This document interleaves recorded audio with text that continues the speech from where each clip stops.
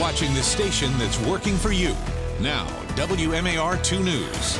I'm Christian Schaefer with your WMAR 2 News update. There's an investigation underway into what caused a house fire early this morning at a vacant home in West Baltimore. Check out this picture from Calhoun and Baltimore streets in West Baltimore. This photo tweeted out by the local firefighters union from shortly after they arrived. They saw flames shooting out of that building, thick black smoke rising into the air above West Baltimore. You can see the crew surrounding that home there. Now, the home was vacant. It's a big 3-story vacant home. 4 trucks and 2 ladders had to respond to help put out that fire. No injuries reported at that fire in West Baltimore. Baltimore City Police have released some of the video of the confrontation between a city police officer and a suspect that led to a deadly shooting 2 weeks ago. There's video from one of the 2 officers' body-worn cameras, but not the entire incident. That camera apparently became disabled once the struggle began, and the second officer did not activate his camera until after the shooting had already happened. There is also this surveillance video from the Rite Aid store on York Road of the officer pulling into the parking lot there, checking out that car that investigators say had been involved in an armed robbery at the Horseshoe Casino weeks previous to that. He then starts to question the driver of that car, later identified as John Feggins. You can step out the car for me. Okay, 1 second though, buddy. No. Huh? No. Oh, no, I was putting my thing down, buddy. Just unbuckle your seatbelt and get out the car for me. So after that encounter, police say Feggins, the man in the car, lunged at the officer, Ryan Glass, with a gun.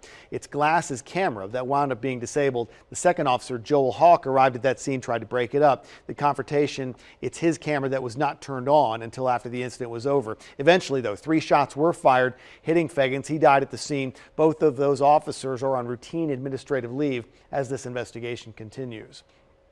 There are new details about the man wanted a connection with the deadly stabbing that happened over a Popeyes chicken sandwich. Police in Prince George's County believe they've identified the man they're looking for. This man, Rico McLean.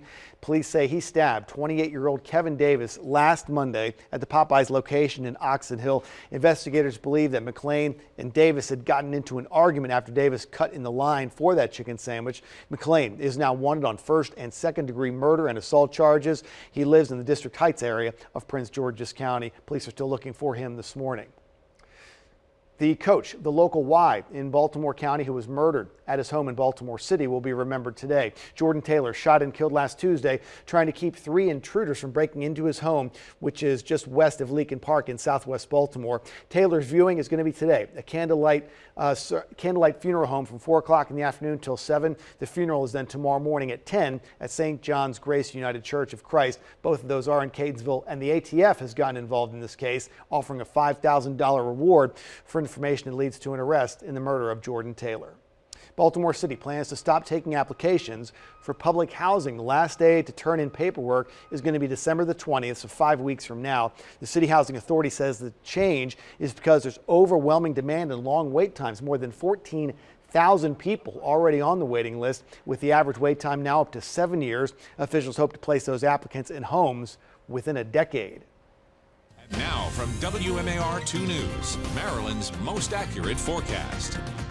It is cold outside this morning, and as we go throughout the day, it's going to stay on the cold side once again. So temperatures starting in the 20s, ending up in the 30s throughout the day, but we're feeling more like the teens this morning, all courtesy of the winds that continue to gust up to about 25 to 30 miles an hour this morning. By the afternoon, they'd start to die down a little bit, but still we will have those breezes out of the northwest, so still making it feel a lot colder out there. So again, we will feel more like the teens this morning, and by the afternoon, we'll feel in like the upper 20s to around 30, 31, 32 degrees. So feeling more like freezing by the afternoon. High temperatures for today going right around 38 degrees. We will stay well below the average of about 58 degrees, so about 10 degrees below. Temperatures will try to bump up as we head towards your Thursday. Still plenty of sunshine in the forecast, more cloud cover on your Friday, and then another front moves through the area as we work our way towards Saturday. Sunday, numbers are going to be on the chilly side of things, but it is going to be nice weather for tailgating and also a football game, Christian. Hopefully the Ravens can handle the Texans. They're at home on Sunday. Thanks, Lynette. That's all the time we have for now. Stay with us online at WMAR2news.com all day long for updates on top stories and breaking news. And for news and weather on the go, you can download the WMAR2 News app from the App Store. It's got live radar, and you can set up breaking news alerts to come straight to your phone or tablet. Thanks for watching. I'm Christian Schaefer. This WMAR 2 News update is sponsored by Jones Junction,